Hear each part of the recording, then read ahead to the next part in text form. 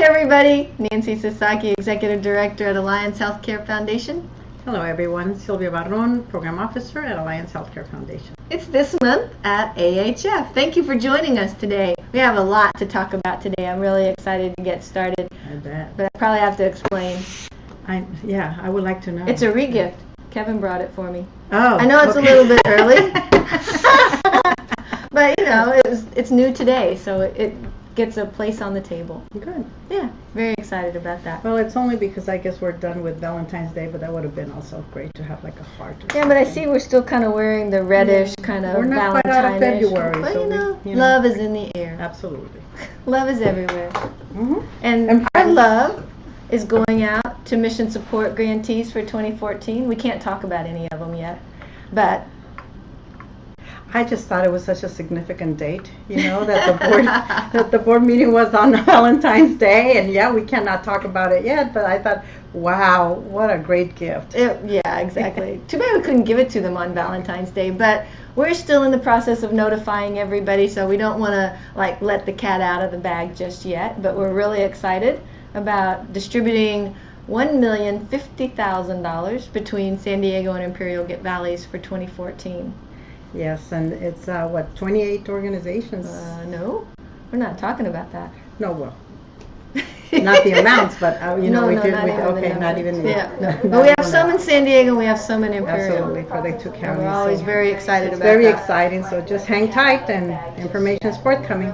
And you know what? You can like us on Facebook, you can follow us on Twitter, you can follow our company page for updates on LinkedIn or on Pinterest, and you can be one of the first to know the total list of our mission support grantees because we will post it there. You can find out then. Wow, that's not an incentive. Right. And don't forget, you can also send us any questions that you have via Twitter at AllianceHF, and they'll pop up on my trusty little phone here, and we will answer any questions that you bring to us. Oh, and look at we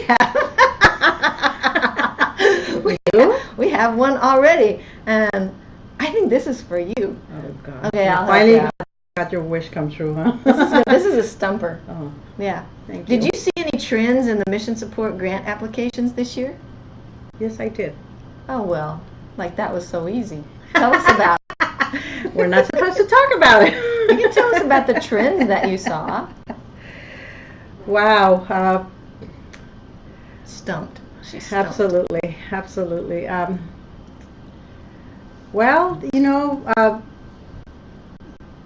Community healthcare, advancing health and wellness. We had quite a bit of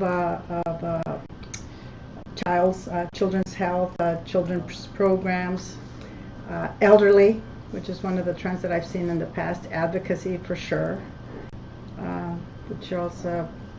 Wait, one of the things I think I saw is probably not necessarily a trend just yet, but I think that there was a broader range of issues that address health and wellness. There's some of the ones that we typically see, but it seemed like there were more organizations were looking at how they fit into advancing health and wellness. You're correct. You're right about that. So we had a record number of applications in 106. And so you will learn more if you like us on Facebook. I wish this were like a you respond now. What's next? Oh yeah, you follow us on Twitter or follow our company page for updates on LinkedIn. You can find out what's going on. One of the other things that we like to do when we're doing this month at AHF is to tell you a little bit about what's going on in our community. And I know I've talked about some homeless services in the past. There's a really exciting thing going on right now that the Corporation for Supportive Housing has done, and it's an assessment of 12 agencies, 19 projects that they analyzed that meant 228 units that represent 573 beds for the homeless in our community for transitional housing. And they were looking at these organizations and evaluating them and assessing them on a number of categories. See these categories? Yeah, they're really colorful and they're exciting. But it's really very comprehensive because they look at the organization to serving the homeless, their program orientation, their financials, the actual physical plant, because I'm learning there's differences between what the facilities look like for transitional housing versus permanent supportive housing. Okay. The population that they're serving, whether they're really the highest need. and the performance measures. And I'm really looking forward to the final results of this particular report that they've done. It's supposed to be coming out any day now. So again, what can you do? Like us on Facebook. You can follow us on Twitter, and you will find out what's happening with the Corporation for Supportive Housing on our transitional housing issues. You will forward it to me, right? You want me to forward it to you? Of course. No, you got to like us on Facebook too, girl. I've done that. Well, there you go. You'll have the latest updates as well. So another thing that I wanted to talk about was the database collaborative. This was something that a couple of people came to me and said, there's so many databases that are happening out in our community. They're getting upgraded or they're getting created. And wouldn't it be great if all those people were kind of talking about what they're doing? Yeah. Even if they don't all collaborate, at least they know what each other's doing and maybe can coordinate at least the data that they're collecting. And we've had 2 or 3 meetings now. And the latest meeting, what they were looking at doing is creating a database map so that we can see where all of the different databases are and what they're collecting.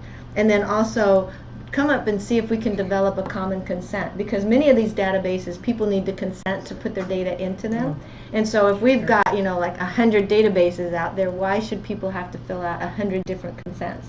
Is there a way of creating a common consent so that people can get their data uploaded? That's pretty neat. Automatically, yeah, and not have to worry about it. So looking for any questions from Twitter. In case you want to make any questions, send it to us at Alliance HF. So why don't we skip to a couple of things that you've been talking about? You want to do this one?